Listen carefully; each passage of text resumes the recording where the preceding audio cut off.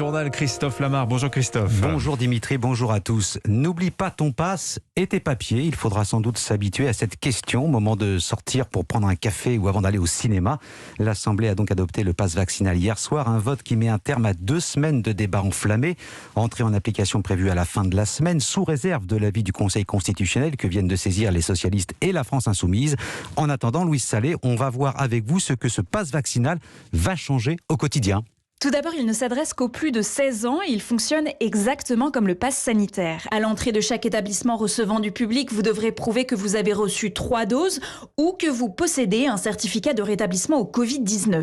Mais vous ne pourrez plus montrer un simple résultat de test négatif. Le pass vaccinal concerne donc, comme le pass sanitaire, les bars et les restaurants, les salles de sport et de spectacle, les salons et les transports interrégionaux comme le train ou l'avion. Des contrôles d'identité pourront être effectués pour vérifier que vous ne présentez pas de faux pass vaccinal. Il faudra alors montrer un document officiel avec votre photographie, comme la carte d'identité ou la carte vitale. Pour les hôpitaux ou cabinets de médecins, le pass sanitaire reste suffisant et les adolescents âgés de 12 à 15 ans restent, eux, soumis à l'ancien système de pass sanitaire. Explication Louise Salé. Un pass vaccinal qui s'invite déjà dans la campagne et menace de fracturer l'ensemble de la droite. Le Rassemblement national y est opposé, Éric Zemmour aussi. Seule Valérie Pécresse et les Républicains y sont favorables. Et c'est un nouveau terrain d'affrontement entre la candidate des Républicains et le leader de Reconquête. Éric Zemmour qui défend l'union des droites au gré de ses déplacements. Après un week-end sur les terres de Marine Le Pen et Xavier Bertrand dans les Hauts-de-France, il sera dans les Alpes-Maritimes samedi. Toujours le même objectif, Victor Chabert, séduire les électeurs RN, mais aussi les Républicains. Oui, Éric Zemmour sera dans les Alpes-Maritimes, terre d'Éric Ciotti et David Lisnard. Il tiendra un meeting à Cannes samedi. Sa stratégie est nette, il veut séduire l'électorat LR qui ne se retrouve pas dans la candidature de Valérie Pécresse. Et pour cela, il met en avant les points communs qui existent entre son projet et les idées défendues par la droite des Républicains. Éric Ciotti en tête. Dernier exemple en date, la fin de l'impôt sur la mort, expression utilisée par le député des Alpes-Maritimes lors du Congrès pour désigner la suppression des droits de succession, est reprise par Éric Zemmour dans une tribune ce week-end. Dans l'équipe du candidat, on ironise même sur la difficulté qu'a Valérie Pécresse à expliquer les différences entre son ancien adversaire au Congrès et Éric Zemmour. On explique que la situation est pour elle intenable. Tiraillée entre Macron et Zemmour, elle est obligée de faire du en même temps sur de nombreux sujets comme la sécurité ou l'immigration. Une position qui, selon les stratèges de Reconquête, ne peut que leur bénéficier. Éric Zemmour qui saura aujourd'hui s'il est condamné par la justice pour provocation à la haine après ses propos sur les mineurs isolés. Jugement du tribunal correctionnel attendu dans la journée. Quant à Valérie Pécresse, elle sera l'invitée exceptionnelle d'Europe 1 2022 ce matin.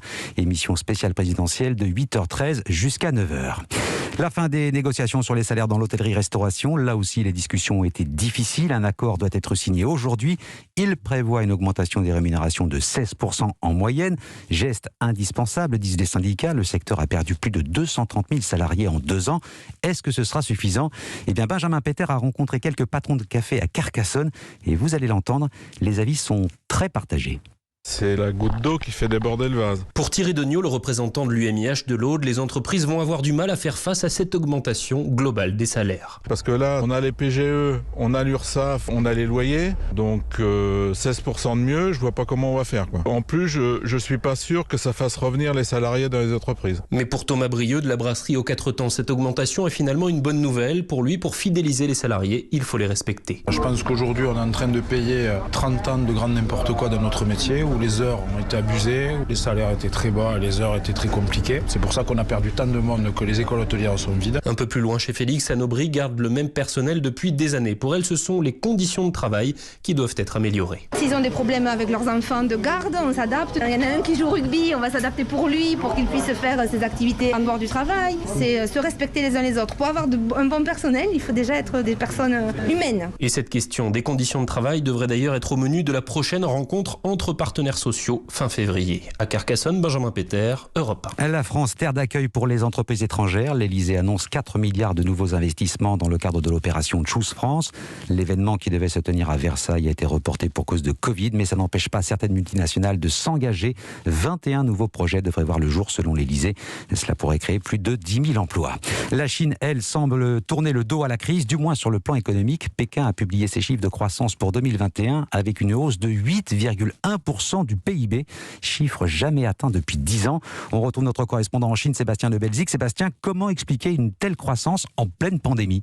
8,1% de croissance, c'est même 2 points de plus que les prévisions du gouvernement. Alors cette croissance est d'abord portée par les exportations qui ont augmenté de près de 30% l'année dernière. Exportations pour la moitié d'entre elles vers les pays émergents. Il n'y a pas que des masques, il y a aussi de l'acier, des machines-outils, des infrastructures. On voit que la crise de l'immobilier qui représente un quart du PIB chinois et les confinements liés au Covid ici qui touchent plusieurs dizaines de millions de personnes n'ont finalement pas vraiment pesé. Sébastien, le tableau n'est pas complètement rose pour autant. Oui, parce que la Chine reste uniquement l'usine du monde. La consommation des ménages reste faible ici et du coup, les petites entreprises et les services souffrent avec des faillites à répétition et 10 fois moins de création d'entreprises qu'en 2019. Le chômage des jeunes aussi est préoccupant, autour de 15%. C'est 3 fois plus que la moyenne nationale. La croissance devrait du coup ralentir cette année pour s'établir autour de 5%. Sébastien Le Bézic, et ce sera un événement attendu au Forum de Davos qui se tient en visioconférence. Le président chinois Xi Jinping ferait une apparition à distance, bien sûr. Il devrait prononcer un discours sur les objectifs économique de la Chine justement pour l'année 2022. Il n'est pas sorti de Chine depuis 2 ans, Xi Jinping. Allez, on en vient à l'affaire du moment. Le tennis, l'Open d'Australie a commencé, mais sans Novak Djokovic. Et oui, le numéro 1 mondial a quitté Melbourne après l'annulation de son visa par les autorités australiennes. Sa tentative d'établir un record absolu de victoire en Grand Chelem s'est assombrie un peu plus hier soir. À moins d'être vacciné, il ne pourra pas disputer Roland-Garros, par exemple, puisque le pass vaccinal s'appliquera sur le tournoi parisien. On va retrouver évidemment tout de suite notre envoyée spéciale Mélanie Thyssen. Mélanie, comment se présente ce tournoi sans Novak Djokovic ? Oui, même s'il est encore dans toutes les têtes, l'Open d'Australie a bien commencé sans Novak Djokovic ce lundi matin. Et c'est presque comme si de rien n'était. En tout cas, il y avait la queue devant Melbourne Park pour rentrer dans l'arène. L'affluence des grands jours, même sans Novak Djokovic. Et puis les fans de tennis sont bien décidés à profiter de la quinzaine ici à Melbourne. Les cours sont de plus en plus remplis et d'autres grands noms y résonnent. Comme par exemple Naomi Osaka qui s'est déjà qualifiée pour le 2e tour. Ou encore Rafael Nadal en course pour un 21e titre du Grand Chelem. Marion Thyssen, envoyée spéciale à Melbourne et qualification également pour le deuxième tour des Français Gaël Monfils, Benjamin Bonzi et Adrian Manarino. Côté tableau féminin, Harmony Tan est la seule Française à passer le cap du premier tour pour l'instant.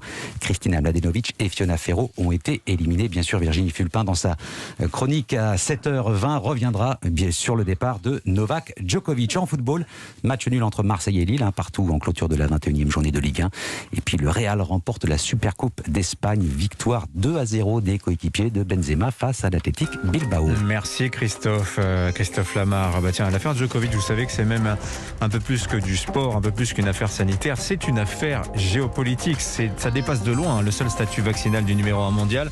Vincent Hervouette nous a concocté un Paris-Belgrade-Canberra très révélateur de l'ère du temps. À tout de suite.